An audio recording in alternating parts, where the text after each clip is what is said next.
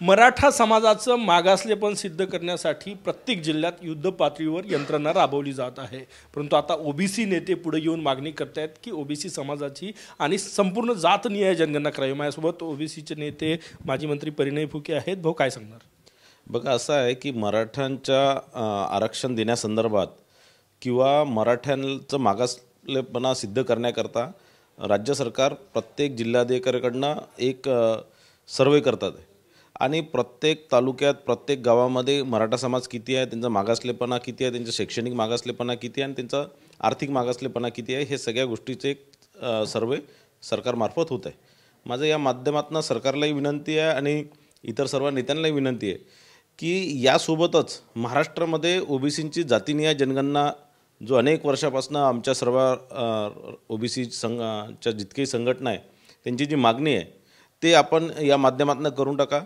कारण निश्चितच जितक्या प्रमाणात ज्या समाजाची संख्या असणार तितक्याच प्रमाणात आरक्षणामध्ये त्या समाजाला त्या जातीला भागीदारी देण्याचं काम सरकारने केलं पाहिजे।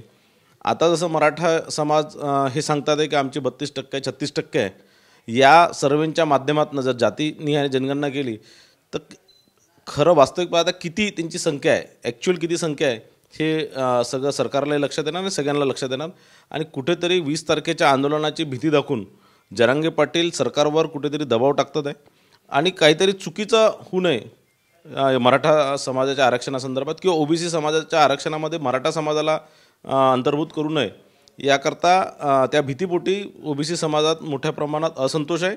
आणि जर 20 तारखेचं आंदोलन जर जरांगे पाटील करत असणार आणि जर सरकार जर त्यांच्या दबावात येत असणार तर आम्ही ओबीसी संघटने सर्व ओबीसी संघटना घेऊन एक मोठा ओबीसीचा त्याच्यापेक्षाही दुप्पट किंवा तिप्पट मोर्चा आम्ही सगळीकडे काढू। सरकार मराठ्यांना म्हणजे भाजपची भूमिका आहे मराठ्यांना आरक्षण द्यावं, सरकारही प्रयत्न करतं, पण जरांगे पाटील ठाम आहे त्यांना ओबीसीतूनच हवं आहे, त्यासाठी हे 20 तारखेचं आंदोलन आहे। कसं ओबीसी नेत्यांची काय भावना आहे?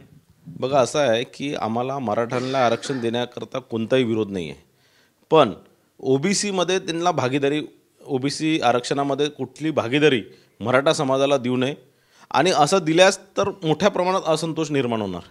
आणि हे कोणत्याही सरकारचं मी आधी सांगितलं आहे की कोणत्याही सरकारचं किंवा कोणाचाही अधिकार नाही आहे किंवा कोणाचंही ज्युरिडिक्शन नाही आहे की ते कोणालाही कोणत्याही जातीला कोणत्या आरक्षणामध्ये टाकून देणार।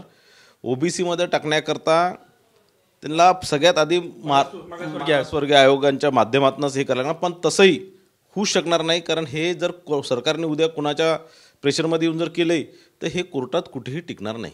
नक्कीच ओबीसी नेते आक्रमक आहे आणि जर जरांगे पाटील यांच्या दबावात येऊन सरकारनं कुठलं पाऊल उचललं तर मोठं आंदोलन उभं करू असं म्हणतायत डॉक्टर परिणय फुके। कॅमेरामॅन सचिन सयामसह गजानन माटे, TV9 मराठी, नागपूर।